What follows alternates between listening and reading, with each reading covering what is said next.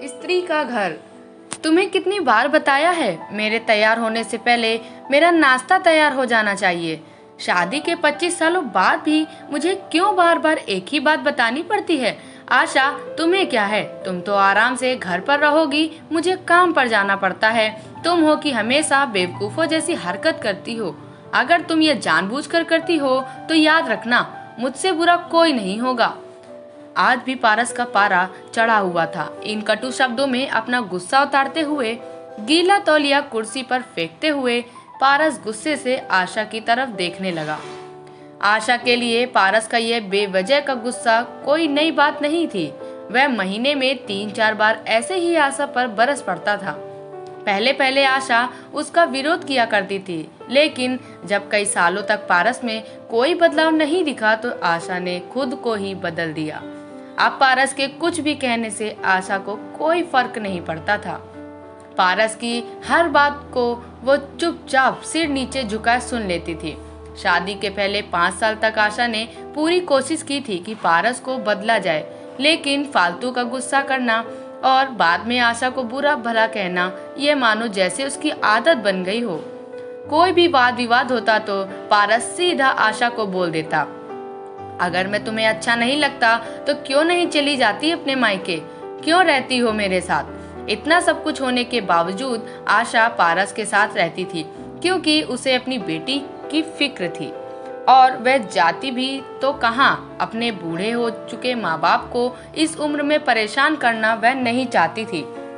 समाज और लोग क्या कहेंगे, यह भी तो उसे देखना था। वह इतनी पढ़ी लिखी भी तो नहीं थी कि खुद जाकर कोई नौकरी कर सके और अपना और अपनी बेटी का पालन पोषण कर सके।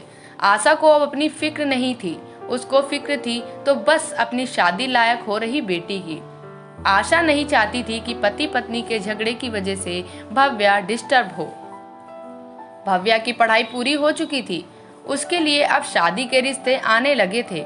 कई रिश्तों को भव्या ठुकरा चुकी थी। 2-3 महीने बाद एक अच्छा रिश्ता आया। रिश्तेदारों और पहचान के लोगों ने भी लड़के के बहुत गुणगान किए थे। पारस एक शाम अपनी बेटी के पास बैठकर उसे बताने लगा, भव्या बहुत अच्छा लड़का है, पढ़ा लिखा है, बड़ा घर है, बहुत अच्छी नौकरी है। ऐसे रिश्ते बार बार नहीं आते बेटा, इस बार मना मत करना। भव्या अपने पिता से ज्यादा बात नहीं करती थी, शायद डरती थी या शायद नफरत करती थी, लेकिन आज वो अपनी पूरी हिम्मत इकट्ठा कर बोली, मुझे अभी शादी नहीं करना है पापा, मैं नौकरी करना चाहती हूँ, खुद अपने पैरों पर खड़ी होना चाहती हूँ। हाँ तो उसमें क्या बड़ी बात है, मैंने लड़के से बात की है, वह तुम्हें किसी बात के लिए नहीं रोकेगा। तुम शादी बाद भी नौकरी कर सकती हो, वह तुम्हें नौकरी के लिए परमिशन दे देगा। पारस बोला, मेरी नौकरी करना या ना करना उसकी परमिशन पर क्यों डिपेंड करेगा पापा? भव्या ने पूछा। मैं कह रहा हूँ ना, तुम्हें किसी भी चीज की कमी नहीं होगी वहाँ। ऐसे रिश्ते बार बार नहीं आते, इसे ठुकरा मत, बहुत खुश रहोगी तुम वहाँ। पारस बोले, पापा क्या मैं उतनी ही खुश रहूंगी जितनी मम्मी इस घर में खुश है? भव्या ने तंज कसते हुए कहा।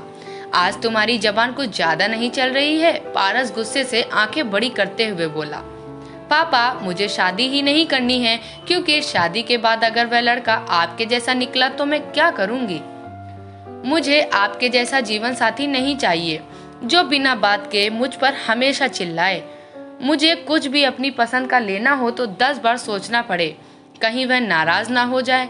मेरी तबीयत कैसी भी हो उसे परवाह ना हो, रोटी थोड़ी सी मोटी बन जाए तो घर सर पर उठा ले, उसकी चेक बुक ना मिले तो भी मेरा ही दोष निकाले और हर छोटी मोटी बात पर मुझे मायके जाने के लिए कहे।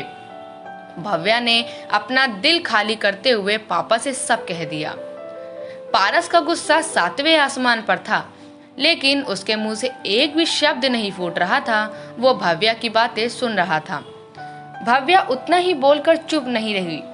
आज पहली बार वह अपने पापा के सामने इतना कुछ बोल रही थी। पापा, आपने माँ के साथ हमेशा गलत व्यवहार किया है। आप अपने ऑफिस का गुस्सा बिना सोचे समझे माँ पर उतार देते हैं। कभी इस बात की परवाह भी नहीं करते कि उन्हें कैसा लगता होगा। आपकी बातें सुन सुन माँ ने अपना स्वाभिमान खो दिया। पारस आज पहली बार अपने किए बर्तावों को महसूस कर पा रहा था। वो इतना ही बोल पाया, जो तुम्हारा मन है वो करो, मैं तो इतना बुरा हूं ना।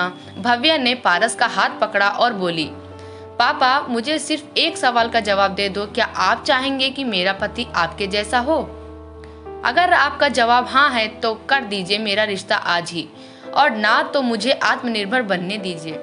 पारस कुछ भी ना बोल पाया और वहां से चुपचाप बाहर चला गया। आज उसे आशा के सामने जाने में शर्म आ रही थी। चलते चलते उसकी आंखें से आंसू बह रहे थे। पारस ने आज से अपने आप को बदलने का निश्चय किया। अगले दिन से आशा ने अपने पति में काफी बदलाव देखा। वह सोचने लगी कि जो हिम्मत भव्या ने दिखाई है, वह हिम्मत अगर मैं पहले ही दिखा देती तो शायद आज परिस्थिति कुछ ऐसी ना होती। अब भव्या पढ़ लिख कर अच्छी नौकरी करने लगी थी और 3 साल बाद उसके लिए एक अच्छा रिश्ता आया। और उसकी विदाई पर पारस बोला, बेटा तू हमेशा खुश रहेगी क्योंकि तेरा पति तेरे बाप जैसा नहीं है। पारस की यह बात सुनकर आशा और भव्या की आंखों में आंसू बहने लगे। दोस्तों, हमारे समाज में औरतों को भले ही देवी का दर्जा दिया जाता है, लेकिन वह स्वतंत्रता नहीं दी जाती जो उन्हें देनी चाहिए। उन्हें बचपन से ही बताया जाता है कि वह पराया धन है। स्कूल से आने में देर हो जाए तो पिटाई मिलती है, मोबाइल पर बातें करते हुए दिख जाए या खिड़की से झांकते हुए दिख जाए तो शक किया जाता है।